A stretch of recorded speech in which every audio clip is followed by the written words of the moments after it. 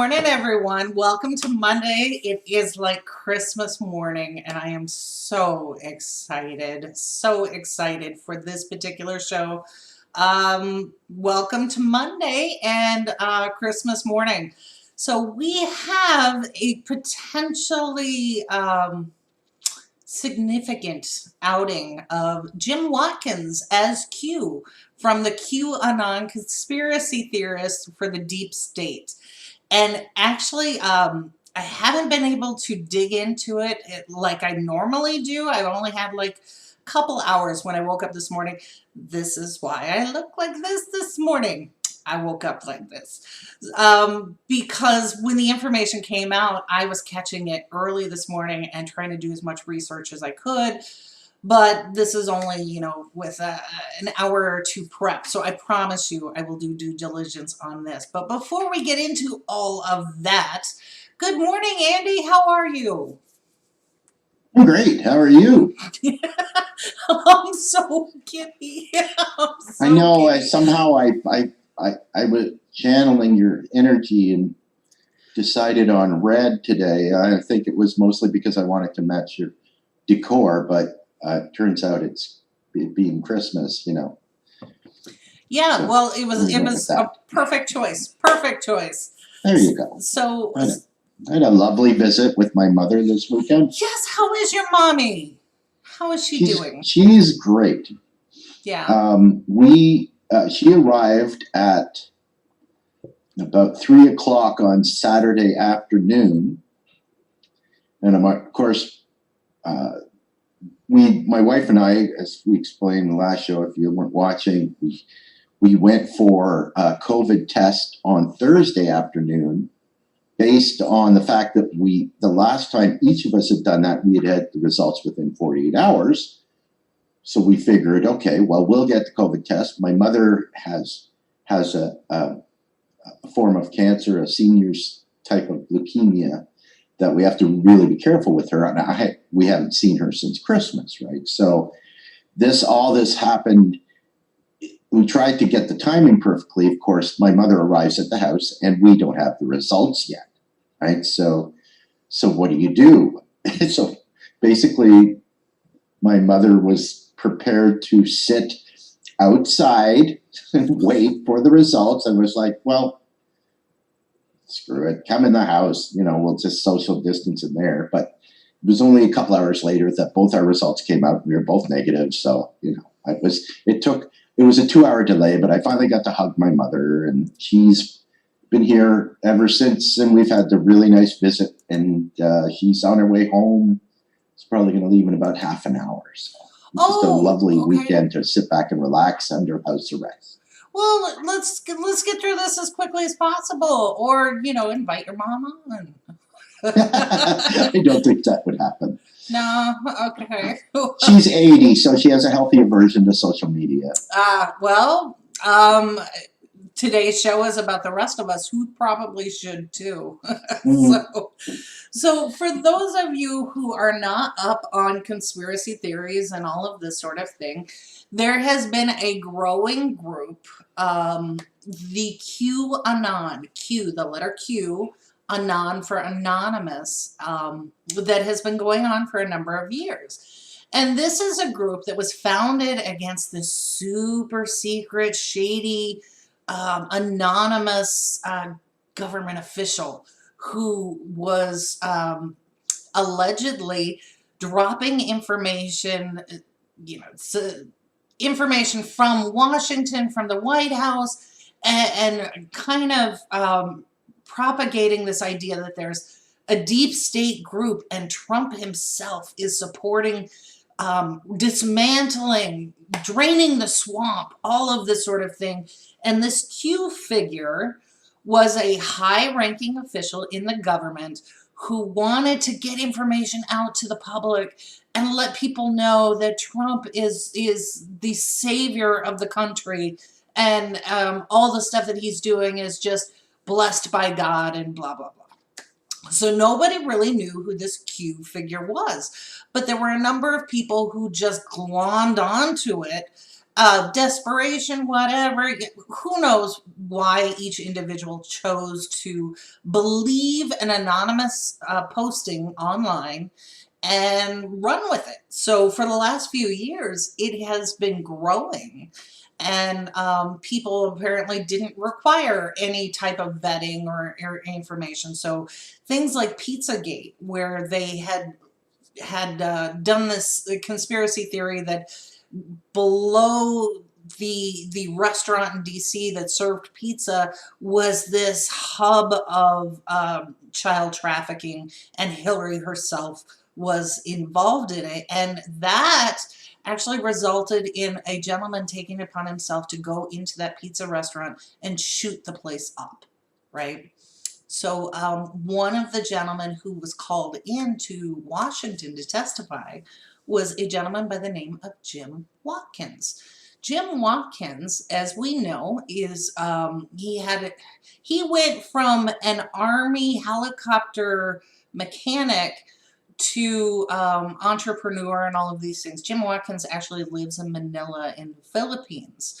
So all of this is so super relevant to what we're going to talk about this morning. So we have an expat living in Manila because he can get cheap labor for all of his companies, and he can do certain things in Manila that you can't do in the United States. He runs several different companies, and we'll go through some of those. I'm still working on the vetting because I don't necessarily want to out a company of a similar name accidentally. So I'm going to do my due diligence there before I talk about some of the companies he runs. Because the other thing I'm looking at is of these companies he runs, how many of them have actually gotten government contracts. And I'm on the trail of one of them that appears to be profiting handsomely off the U.S. government using outsourced labor in Manila. So, Andy, do you have any preliminary questions for me before I start going through what I found this morning and what has come out online so far?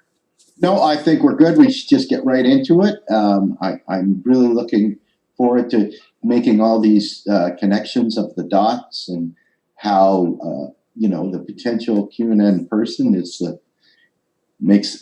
the king of Japanese porn and all these wonderful things. It's going to be one of those ones where make sure the chair you're sitting in is comfy and recline. Oh yeah, because this one is you talk about the swamp. This guy is at the bottom of the swamp. So by the way, as I understand it, and this is only in my own mind, the Q in QAnon stands for crazy as fuck.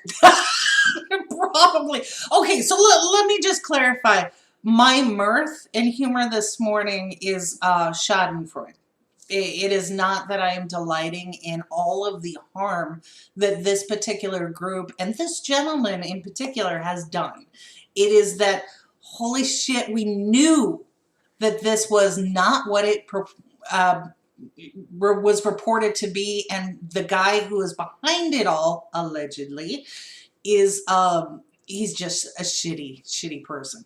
So who's Jim Watkins, and why do we think that he is behind the Q? So first, let's do a little introduction behind Jim. So Jim was actually outed online. I can't take credit for it, but first we'll go with Brianna Wu. So she was commenting on, as this stuff started to come out overnight, the QAnon and 8chan. So what is 8chan, right? So first there was 4chan, 4channel social media.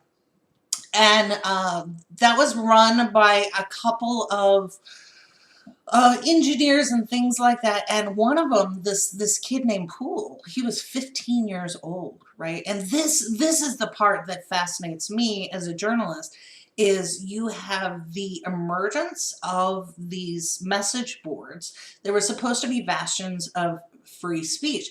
Here's the problem in my mind, correct me where I'm wrong, and for those of you just tuning in, we are live, so put in your comments, complaints, questions. We'll see most all of them, especially if they're on our Facebook or on our Twitter. If you're watching there, we'll see those. But So you had this kid named Poole who has done some public speaking and things like that. At 15, created 4chan, as in 4 channels, supposed to be a bastion of free speech. But the problem is, this is where youth has its folly. As a 15-year-old, first of all, your brain is not developed, and second, your morality may not be there based on experience, right? So we have this idea in the US and in other countries about free speech. But in the US, the First Amendment pertains to your relationship to the government, not your relationship to me, right? There's cause and effect.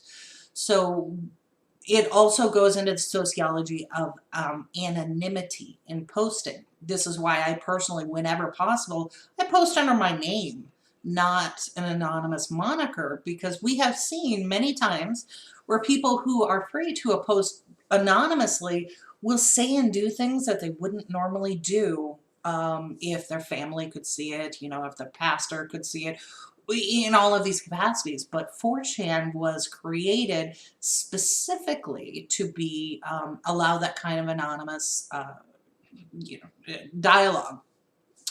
Well, Poole had a rival, this guy named Brennan. Brennan decided, and he admits it himself in recent articles within the last year or two, when he resigned from 8chan. He created 8chan to compete with Poole's 4chan. And 8chan itself is also an anonymous posting board, and that is where these conspiracy theorists, in particular QAnon, started to thrive and grow, because in theory there was no one going to out them and that type of thing. Well, the person who owns 8chan is Jim Watkins. Also, Andy, as you alluded to, the porn king of Japan. So this is how he makes his money, not necessarily from reputable businesses, but as you know, he's the next porn king, right? So Jim Watkins, let's put this out here. So here is Jim, and I want to explain to people, I'm not a huge technical person, and I'm not great at explaining this sort of thing, but Jim here was outed based on his IP address. So I want people to understand that your perception of anonymity on the interwebs is literally just a perception. So you can mask an IP address, but you can be traced.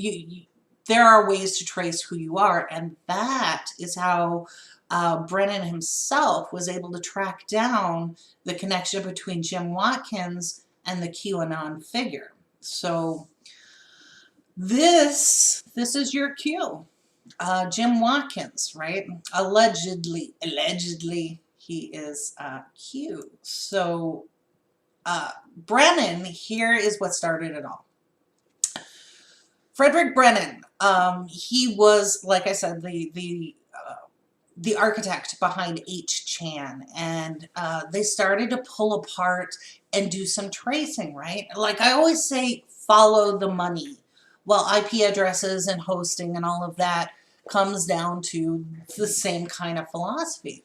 So Frederick was tracking IP addresses and hosting and things like that. So while I know exactly what the Q cult is going to say, they're going to say, well, this is tenuous at best, and he's an entrepreneur. No, this goes a little bit further. Like in my own experience, I had the McHenry County Democratic chair at one time make allegations against me for using Vote Builder inappropriately, which is illegal. So what I was able to do was go through the logins on my account and pull apart the IP address of logins that had occurred that were not my own IP. In fact, I was able to trace it back to his house. So I could show unequivocally that not only was it not me logging in, but it was the chair of the Democratic Party of McHenry County trying to frame me for something I did not do. Right? I find that so hard to believe. Yeah, I'm telling you. So no one's anonymous. Even if they think that they can frame you for something, there's always a tracer there, right? So So that's how I was able to do it.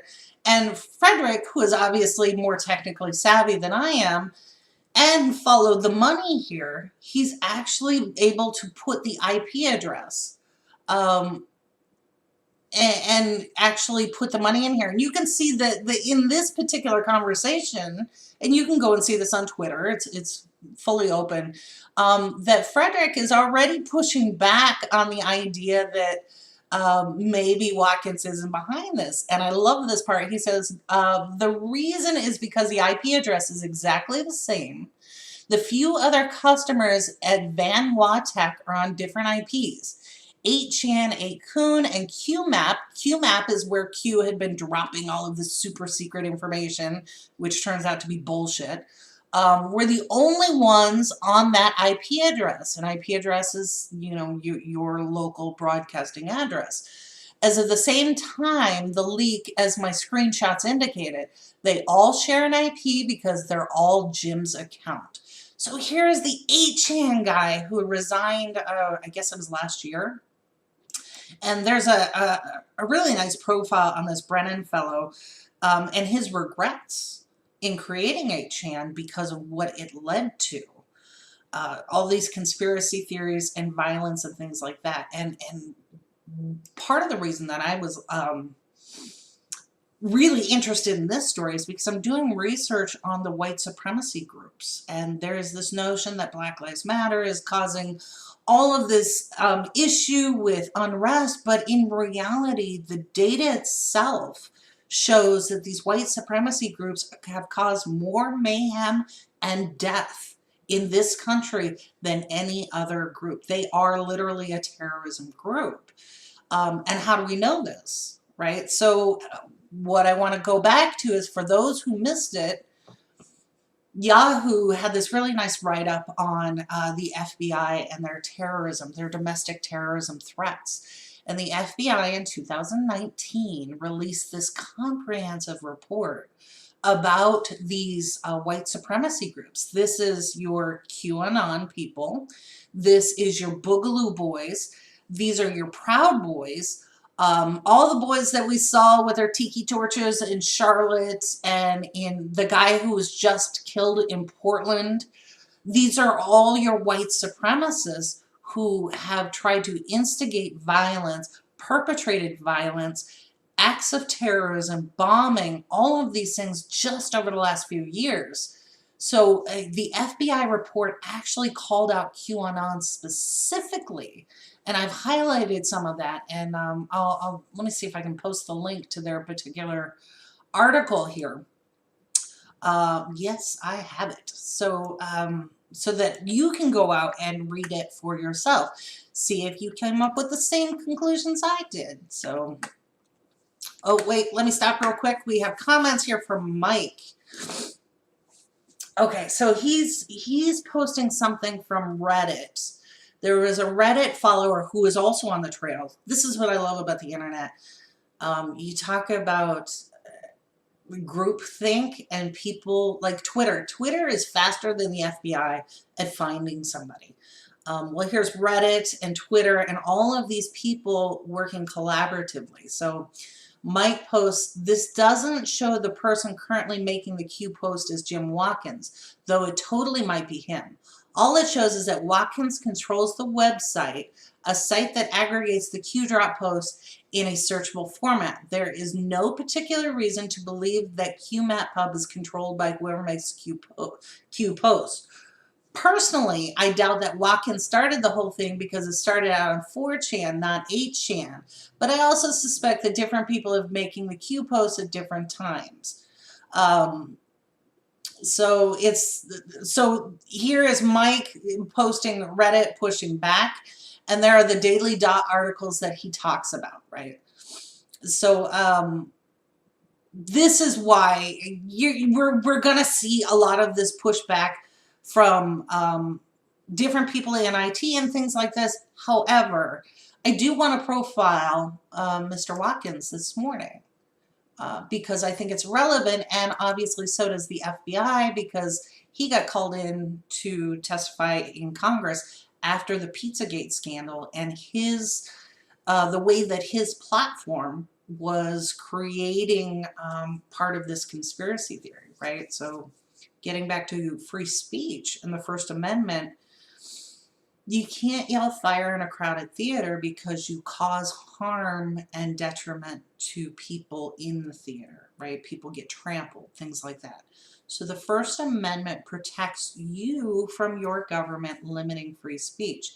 It does not necessarily protect you from the cause and effect, right? So like even here on our network, we have to be extraordinarily careful, which is why I'm not going into companies and things that he owns, because I don't know. And here in this particular segment, still have to use allegedly for Jim Watkins. However, it's pretty compelling evidence, so I'm going to focus just on Jim specifically.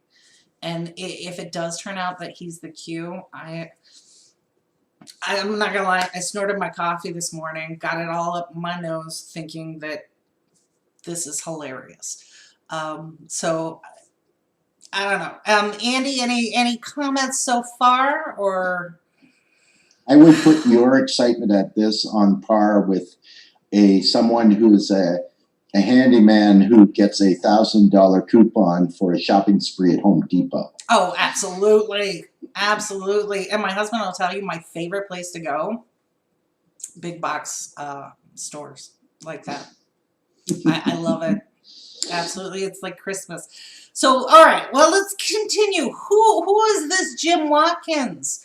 Okay, so we've already talked about how he owns 8chan and what 8chan does. Now, not all of 8chan is obviously conspiracy theories, but it goes back to the psychology of if you can post anonymously and be a shit to people, it's totally encouraged. So the idea and philosophy behind it sounds good, but then you have, just like we're seeing on Facebook, all of these unsavory characters with low morals taking over groups, creating fake profiles, and Facebook itself is not really doing anything about it, right? So you have this content thing that is being generated by these largely anonymous folks, domestic or otherwise, that is just questionable in nature and kind of ruins it for people who may have political disagreements but are just so inundated with all of this crap. So all right, so let's take a look at Mr. Jim Watkins. So let's see here. Okay, yeah, I already put that one up there. Okay. So Jim Watkins decided that he was not happy with just owning his Japanese porn sites and 8chan. He was going to start a PAC, a PAC. So this is the Deep State PAC. And his goal is to influence and help candidates, particularly those who are forwarding the QAnon conspiracy theories. Because why wouldn't you support somebody who's doing your marketing for you? So here is the open secrets filing on Disarm the Deep State. That is the actual name of the PAC, right? So he's still forwarding this idea that there's this deep state of people who are unelected. I think you could reasonably call them the oligarchs, but we know who they are. We follow the money. The deep state, I think he's talking about, is like the Illuminati kind of idea. So we talked about 2 weeks ago a candidate out of Georgia who is openly QAnon, and she won her Republican primary. So I can't fault Georgia, because here in Illinois we had a Nazi candidate, an open Nazi party member, who ran during the last cycle and managed to get 20,000 votes. So way to go, Illinois. But here, yeah, so here is the information from his PAC. Now what I'm looking for in this PAC is, we just had the information come out about the Build the Wall, and what's his face? Dang it. Steve Bannon was just indicted on fraud for taking money from good people who wanted to build the wall and not using it for that purpose. So I suspect We're going to see something like that from this PAC, but we'll have to wait and see like everyone else. So here's the PAC. Here's what I thought was interesting is this PAC's address is Clarksdale, Mississippi. Jim Watkins lives in the Philippines. Okay, so what is that about? So I went and looked up the FEC filings for this PAC, and anyone can do this, fec.gov. Here's what they had for his filing. So when you create a PAC or a committee or something like that, you have to file with the FEC, and you have to file in accordance with their laws. So here is the Statement of Organization, Form 1, for this PAC. And you can see on here, Disarm the Deep State, he's listing an address in Clarksdale, Mississippi, this suite number 113, and he lists that as his address. When I looked it up, there's another business that is registered there that may or may not be still in business, or it may be old records. So I'm not going to mention that business is currently listed as their address because I don't know if there's a relationship there. But okay, so how can Jim Watkins, who lives in the Philippines, register this address? And how can he have a PAC legally? Right? So that doesn't make any sense. He's an expat. Isn't this election tampering by a foreigner? Right? Remember AOC had that really nice commentary during the House where she talked about how you could drive a truck through FEC rules. So here's how the law works. Jim Watkins is still an American as an expat.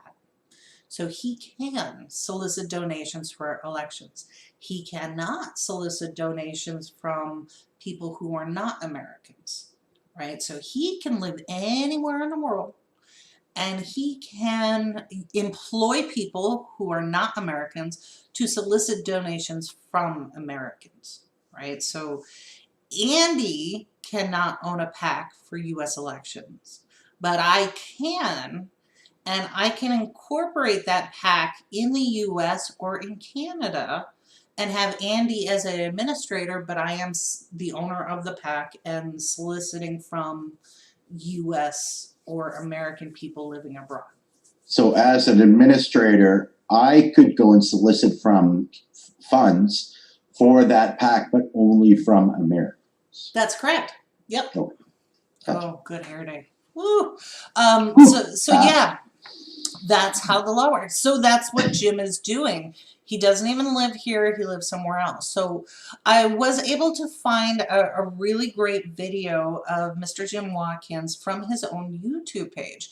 And this is something that he posted in response to having to go before Congress and testify about his involvement in 8chan, QAnon, and complicity to violence, instigating violence. So he posted this afterwards on his page, and I did edit it down for content because there was only so much rhetoric I could stand. But this is just to give you a general introduction of who Jim is. He's delightful. So I'm gonna let Jim give you the rest. Here he is.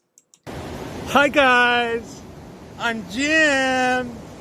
Welcome to my YouTube channel, and don't forget to follow me and click that like button. Don't worry, the like button's more scared of you than you're scared of it. But in all seriously, I want to talk to you a bit. Here I am at the beach. I want you to all know something, that you need to hang together, because surely you will hang separately. I know you've heard that before. As I had to imagine and realize what it would take myself to step on my integrity in such a brutal, practical way as the House seems to have done en masse lately. How much money would it take you to step all over your ethics and sell out your entire country? For the majority of Americans, that number is higher than anyone would be willing to pay. It takes a special weasel to take that money and sell out his fellow Americans. These weasels are packing together. Separately, they are only weasels, able to gnash their teeth and bite your ankles. As a pack, they grow to something more frightening, more dangerous. Instead of weasels, they become a pack of wolves. Now they push hard at us. We have to circle our wagons and stand our ground.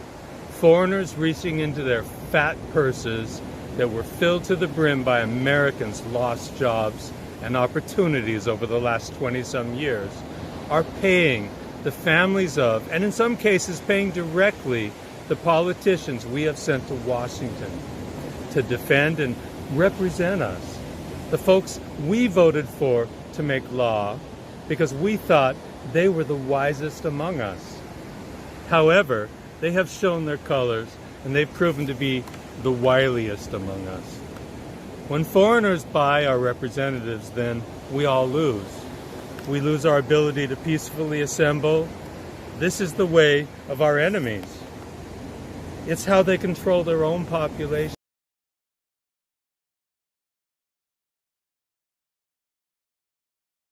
Yeah, okay. So, first time I watched that through, I was just like, oh my God, the audacity and arrogance.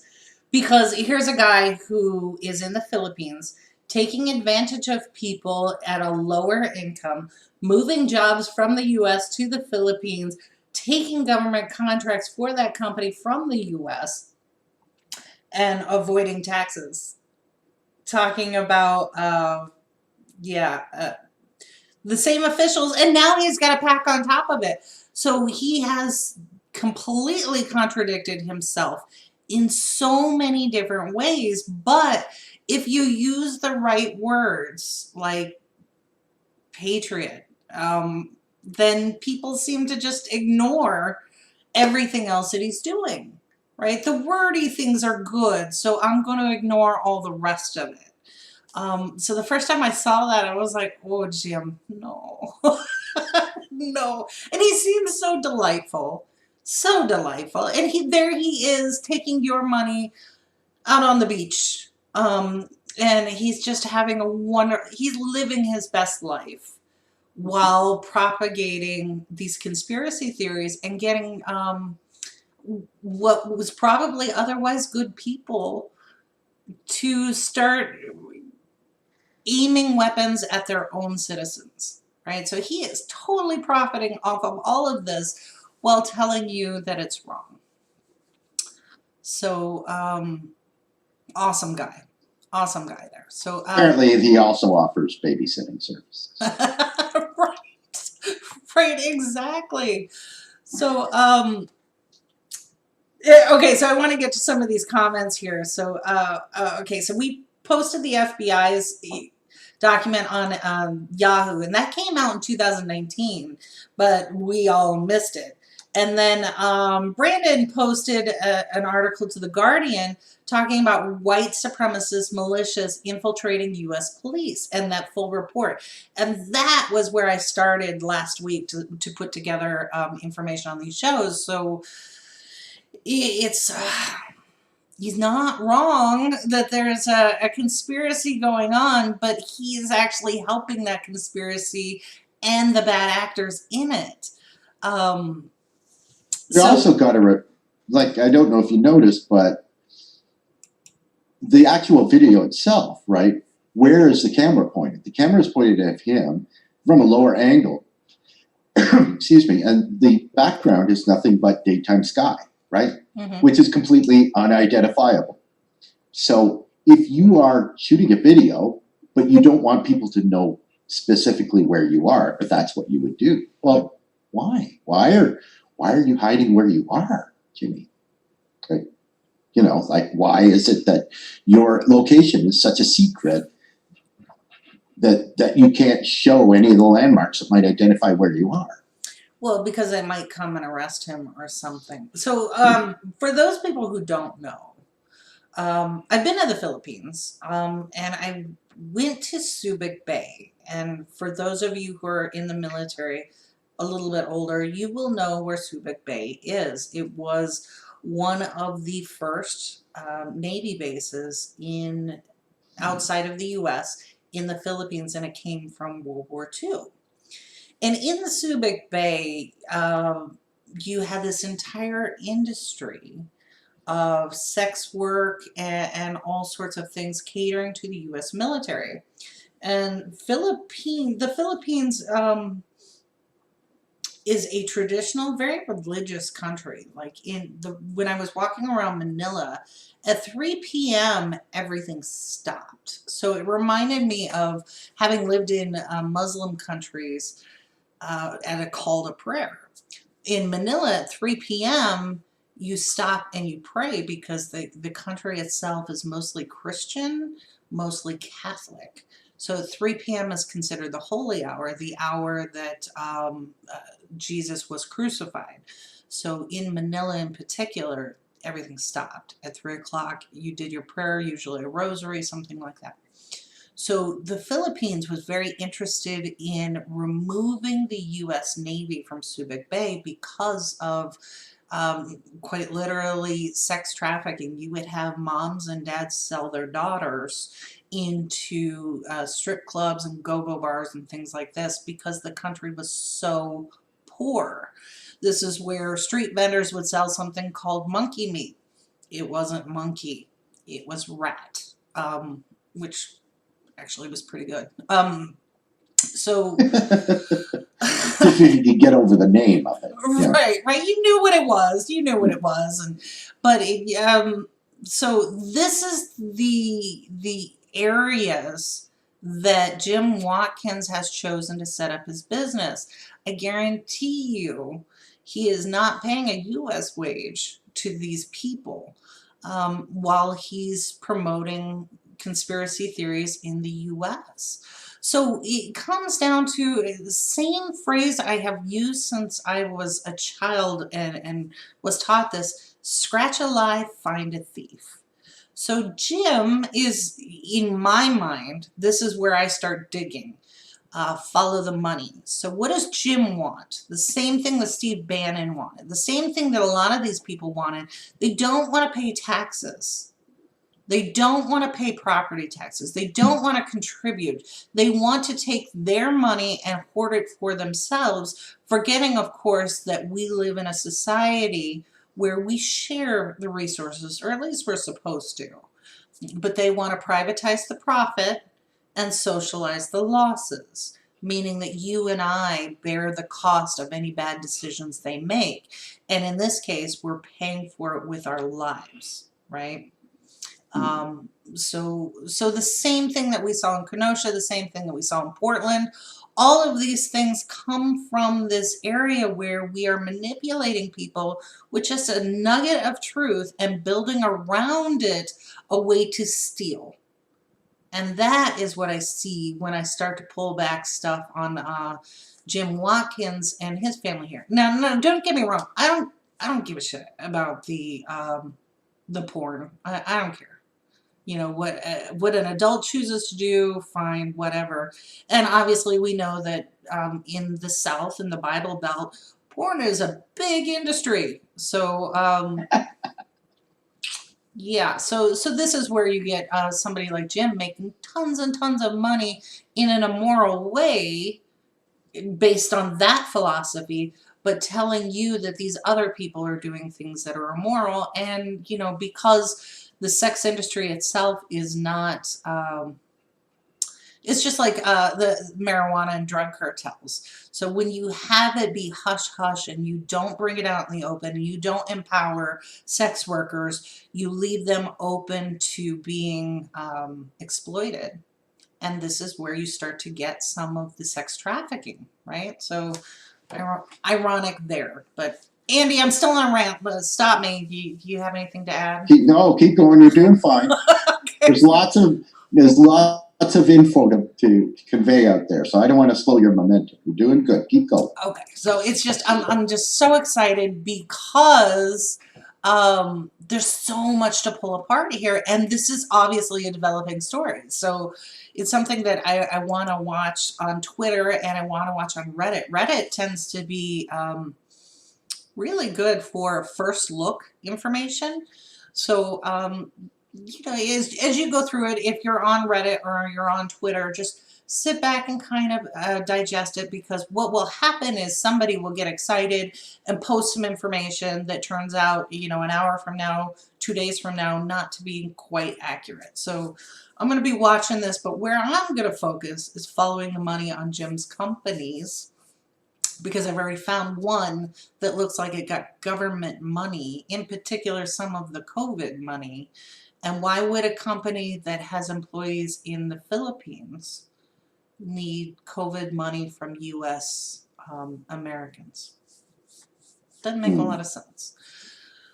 So that's the stuff that I am going to be tracking down. And this was kind of a sideline, because on Friday I talked about working on a slightly different angle, and I'm still working on that, and we've got some interviews that we're going to line up. But looking at the white supremacy threats, going back to this group, or this nebulous group, being the #1 threat to Americans, and has been over the last few years, and what that looks like for the Latino vote. Because when I started pulling some of this information apart, what I was finding was some of these white supremacists are actually Latinos. And what they're doing is changing their name, not legally, but just the name that they go by, to remove some of the Latin heritage from it. Like one gentleman out of San Diego, his given name is Juan, but he went by something else so that he could participate in this white supremacy group. And that to me is deeply interesting, that somebody would deny their own heritage, join a white supremacist group, and then deny that that white supremacist group is racist in any way. So yeah, I'd already been working on some of this while stumbling upon this morning. So shout out to the rest of the DLF team who started pulling this information this morning. You guys did a phenomenal job. So yeah, I was up bright and early, 6 a.m. going, holy shit. So this is the bulk of the information that I was able to gather in just an hour. Yeah, that's what I have so far on this, but looking forward to more coming out. Yeah, I mean, I have a lot of content, but I wasn't able to vet it, so I can't in good conscience show it right now. But let me check the comments real quick, see if anybody else has something to add. So Brandon says, coming to you live from an undisclosed location. So yeah, that's exactly right. So word of caution there. But Andy, I mean, correct me if I'm wrong. Going back to Poole, who was the original, he was, I guess, the admin as well as creator of 4chan, and then you had Brennan of 8. These were really young folks, right? So I'm not trying to discount youth and their enthusiasm, but I feel like at the age of 15 and even the age of 18, you're not a fully formed individual, and experience counts for something, right? Well, sure, but I mean, the problem is, especially when these platforms came into fruition, you've got, almost like the first generation that understands what these type of forums can produce in terms of money, right? And I think a lot of the times you look back and these kids that have been chatting or have been gaming or doing whatever online realize that these platforms have the ability to make tons and tons of money for them. And these kids are young enough that really they're only thinking about, shit, if I can start something like this, that I can buy all the video games I want, right? Which is just a matter of, just these kids still living at home, but understanding the potential because they've been doing it since they were little kids and starting it, right? Because there is a generational gap between where we are and how we grew up without this. And when the kids that had this part of their lives since they were very, very young is totally different, right? So I think that a lot of that is how this started, right? It's like, cool. If I can get, 300 to 500 people on this channel to give me money, that I could go out and get a really cool stereo for my piece of shit car. Well, true. And anybody who has played games online, Xbox, PS3, whatever, or console, and you're playing with a global audience, you are well prepared for somebody to start talking about your mother and talking about how you're shit and whatever else. So it kind of goes with that anonymous territory that people will act shitty. Things that they won't do in person. And then I want to, relate it to the video that's come out of Kyle Rittenhouse. I think it was earlier this year or last year, where his sister got into a fight with another girl. And I say girl because they were under the age of 18. And then we see in the video where Kyle jumped in, still under the age of 18, and beat this girl, like sucker punched her behind her back. So here's Kyle, the hero of the far right now, jumping in, hitting a girl behind her back. She can't see it. And then Kyle gets his ass beat because a bunch of boys went around and said, no, you will not hit a girl and you won't sucker punch somebody. So this is kind of that real fast Lord of the Flies kind of culture that anyone who has a high schooler, junior high schooler, that's kind of how it goes, right? Leave them alone for a few minutes, and what one doesn't think of, the other one will, and they're just gonna spontaneous and act on it. So I don't know how many times I came home when my son was he was like freshman in high school, and we were at a neighbor's house like a mile away, and came back to let the dogs out because we were going to be gone for a few hours. Famously, now I'm the nice one in my house, there was a little blonde girl sitting in the driveway crying when we pulled up. And immediately both my husband and I knew something's going on here. This should not be going on here. And I looked at her and she appeared to be inebriated. And my husband gets out and he walks up to her and she's crying, and he just looks at her and he went, "Who the fuck are you?" In his gentle, supportive tones. Right, exactly. So we knew without even, having to talk to each other. As soon as we walked in the house, he went upstairs, I went downstairs so that we could head him off. And of course, we've got a house full of teenagers now. There's a bottle of whiskey and there's some cheap wine over there. And, upstairs is somebody was trying to pack a bowl. So these are 15, 16, and 17-year-olds. This is what they do. So now we have them creating platforms, which is a good thing. We want that STEM. But there's no rigor around morality, right? And Brennan himself, his biggest complaint was against Poole at 4chan. Poole, who was making himself the ultimate moderator and indiscriminately deleting posts. So here you had the two young guys now bumping heads, and one creating a new 8chan, which essentially was doing the same thing that Mark Zuckerberg talks about doing now, where he's allowing these white supremacists and all of this content to flourish across Facebook.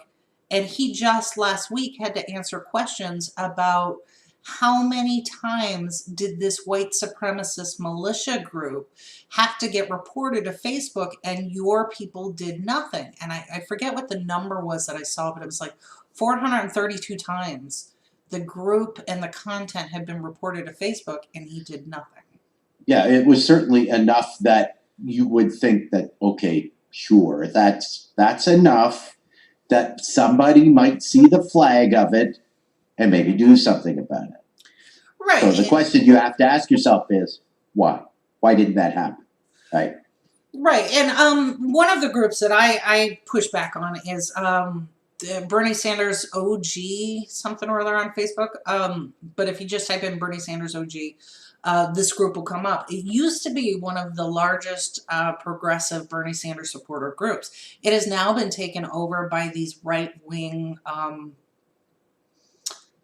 of them's got a origin from Australia, and he has several fake profiles that he also made as admin.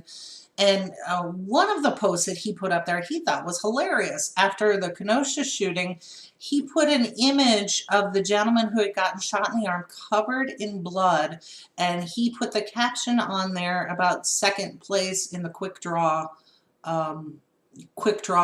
competition. And he thought it was hilariously funny. And I know that a bunch of people reported that. I myself reported that image as inappropriate, and Facebook came back with, no, doesn't violate our guidelines at all. No. It's like that one meme that somebody, that I can't remember exactly who it was, but same idea, right? The Black Lives Matter were able to do a mural on the street in support of Jacob Blake, and somebody shows a picture of a handicapped parking spot. Yes, yeah. And the caption is too early. Right, and these are people that are gleefully posting with impunity. And Mike just posted this John Gabriel's greater internet dickwad theory. And it's so true. And this is kind of what we're talking about here. So it starts out with a normal person plus anonymity plus an audience equals total dickwad. And yeah, that can be true. And you know, I'm sometimes guilty of this too, because I engage on occasion with these alt-right folks. And I know based on their own playbook that they're there to disrupt and deflect and not really have a conversation. So this is where my snarky comes out. And sometimes I am an asshole, but it's always under my own name. So if somebody has a problem with it, or, you know, wants to call me out for being whatever, it's right there. It's right there. There's my name. I am never going to post something that doesn't have my name on it, because, you know, check me all day long. I would rather have a conversation than have to engage with somebody who is going to, how do I say this? Shut down a conversation with an alt-right racist who's trying to justify their immoral and illegal behavior. That is where my snark comes out. Because sure, and I get that, and I see that, right? And the thing about these 4chan and these 8chan posting boards is that it completely is the reason. A lot of this is just laziness, right? People wanting to put an idea out there, or something that they heard, or something that they've seen, but they're too lazy to even vet anything, or to do a due diligence and look at it. So I'm just going to post this anonymously, so it doesn't matter if it's true, because it's never going to come back to me, right? Yeah, exactly. And that, I think, is where the risk of anonymity comes in. And I just kind of go with, my overarching philosophy is twofold, right? I will never post something, a comment, that would have my grandmother give me that look like, really? I try to avoid that. Now, my grandmother was kind of ballsy herself, so I get a little leeway. But then on the flip side of it, the reason why a lot of people prefer the anonymity is something that used to hold us all in check, right? When I was a kid, not that, okay, I'm old, but not that old, but when I was a kid, all of my neighbors knew my parents. I knew all of my neighbors. And there was the shame factor that I did not want to do something where all of my neighbors were aware of it. And I know that that is still something that holds power today. Like when my son, he was skipping school and I found out about it and I drug him to the school, and in front of the school there were a bunch of the older ladies who help out with the lunch line and were teachers' aides and things like that. And there were like 6 of them. And as soon as I pulled up, they all knew what had been happening because word got around. And as soon as my son got out of the car, all 6 of these little grandmas looked at him and were like, and his head just went down. I mean, that is the power of shame, right? And when you add the level of anonymity, and the model that Mike just posted, you remove the shame factor because we are all in this together. And if you are somehow outside of the we component, looking back and causing damage and doing it with impunity, that you are outside of the influence of shame that as a society we should have, right? I mean, I don't know. Yeah. Well, and one thing that I've learned from you, because I'm still very new to the media, quote unquote, arm of activism, per se.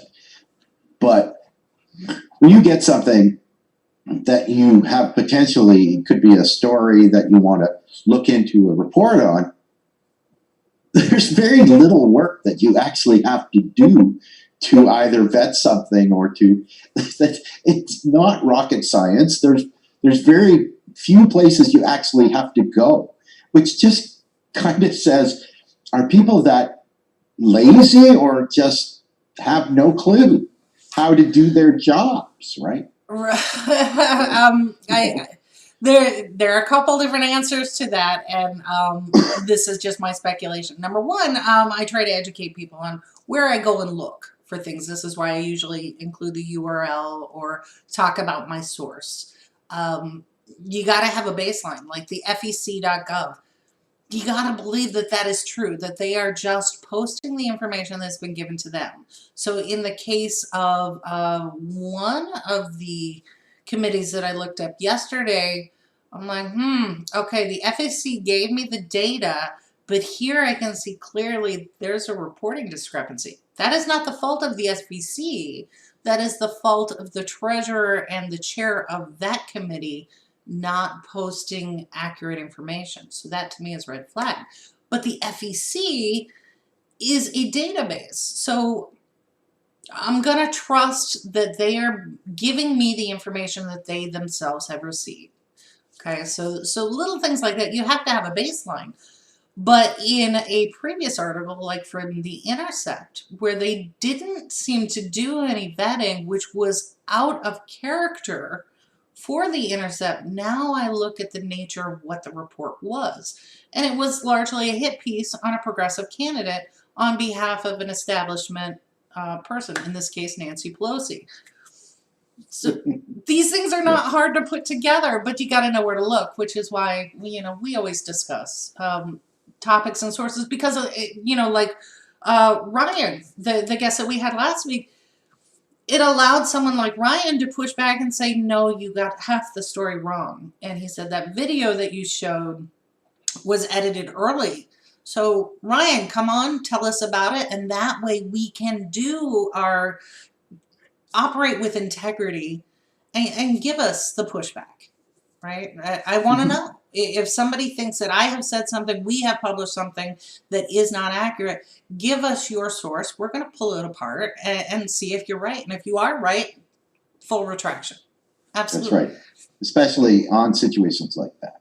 Yeah. We want to control the narrative to a point where we're showing what we understand to be the truth or facts or whatever. The last thing we want is for mainstream media or the police departments to control that narrative. And that's what we're going to tear down every single time. Because that's the reason we have protests of Black Lives Matter, right? That gets into the whole thing. Absolutely. Absolutely. So, so one of the stories I'm working on for later in this week is, again, a little bit of education for white people on, because white people, we seem to think in terms of the Latino vote as a monolith, just like the black vote is a monolith, and it's not. Especially this term that came out that was curious, Latinx with an X at the end of it. That is the whitewashing of Latino culture and heritage. And if you are a white person and you are tempted to type in the Latinx, stop what you're doing and Put down the keyboard. right. Yeah, you are. You don't get to co-opt an entire group and language and culture that spans multiple countries and thousands of years by putting an X in there because you don't understand the difference between Latino and Latina and how the language works. So I hope to have that on Wednesday as an introductory primer for white people and an understanding of why a Latino person, particularly Cubans, think of themselves as white and not Latino per se. So have a couple interviews coming out, as hopefully one from a very nice lady from Puerto Rico and then another Mexican American to talk about this, because the same thing that we have here with Caucasians, like my mother was Irish, obviously. She, large conservative religious family, so of course she was Republican. But we tend to see as you get older and less able to recoup wealth and loss, you tend to gravitate towards conservative ideology to protect what is yours and kind of screw everybody else. We're seeing that same kind of trend in several different Latino groups, and we want to understand it a little bit better. So that's one of the things I'm working on. I'm trying to be very delicate because obviously I'm not Latino. Andy, I don't know about your particular heritage, but No. Okay. So so we want to do it in a reasonable way, targeting white folks to understand a little bit better what's going on and why Trump has so much support from Latinos across the country when, you know, from the leftist perspective, you're like, that's counterintuitive, but when you get to understand the reasoning behind it, it's not. So this is, I'm being educated at the same time you're hopefully being educated on this stuff too. So look for that coming Wednesday and perhaps Friday. It depends on how big this story actually gets to handle it reasonably. But we're way past top of the hour, Andy. Any closing thoughts? I just wanted to add that, Carrie, you might be an asshole, but you're our asshole. Isn't that the way? Yeah, that's yeah. And someday I want to be like you. Oh, well, there you go. Thank you. Thank you. You're welcome. Compliments always work. Always. Yes, sucking up pays off. But that's all I have for today. Thank you so much, Andy, for weighing in. And for the comments in here, I still got to go through all of them because there were so many on this topic. And you all have posted some really great links. So I need to go out and do my homework now and check on that. And then we'll do a follow-up. If you think that we are wrong, I've said something wrong, post it. Let's do it. Let's talk about it. So, all right, with that, we will get out of here. And if you like our reporting and our conversations, and we have some really good stuff coming up tomorrow night with Brandon and DLF. I believe Seven is going to join him to talk about what's going on in Kenosha and a bunch of these white supremacist groups and to expand on that conversation. It says tomorrow live at 7 p.m. Until then, we'll be back here Wednesday morning. Thank you. Take care. We bout that A, we in the zone, we out here, yeah. Spitting the facts, how it's supposed to be. Have the dog, we keeping it G.